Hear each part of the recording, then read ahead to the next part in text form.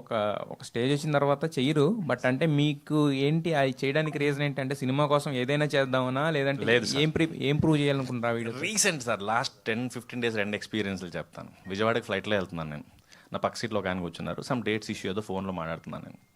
పక్కన నేను చూసి సినిమా ఇండస్ట్రీయా అన్నాడు. అంటే అవును సార్ అన్నాను. సినిమా ఇండస్ట్రీ అన్నాడంటే గుర్తుపట్టలేదని అర్థం. అవును సార్ అన్నాను. ఏం చేస్తుంటావు ఇండస్ట్రీలో అన్నాడు.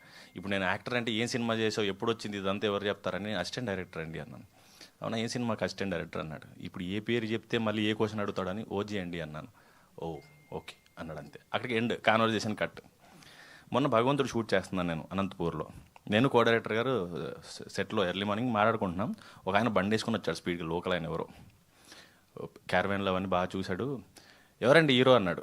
కో డైరెక్టర్ ఒక సెకండ్ కాన్షియస్ అయిపోయాడు. పక్కన నేను నన్ను ఏం చెప్పాలో ఎలా అనుకుంటాడు అని. ఇది నాకు రెగ్యులర్గా అవుతుంది సార్. నన్నే ఎవ్రీ ఆల్టర్నేట్ డే అనుకోవచ్చు, ఇంకా డే అనలేను, కానీ నన్నే అడుగుతారు హీరో ఎవరండి ఈ సినిమాలో అని.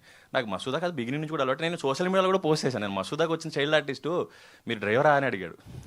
కాదరా బాబు హీరో అంటే, నేను నమ్మను, హీరో అయితే గొడుగు ఉంటుంది, పక్కన మనిషి ఉంటాడు అన్నాడు. మొన్న అమలాపురంలో షూట్ చేస్తుంటే కాళికామాత వేషం అది వేస్తుంటే వాళ్ళు వచ్చారు. వెళ్ళి చూస్తున్నాను వాళ్ళు మేకప్ వేసుకుంటుంటే. హీరో ఎవరండి అన్నాడు. అంటే నేనే. అంటే సర్లేండి హీరో ఎవరో చెప్పండి అన్న.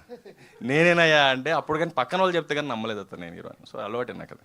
ఒక రకంగా అంటే మీ రియల్ లైఫ్ తీసుకొచ్చి అక్కడ సగం ఐడియాస్ నేను ఇచ్చినవి సార్ అవి. ప్రసాద్ గారు, ప్రసాద్ బెహర్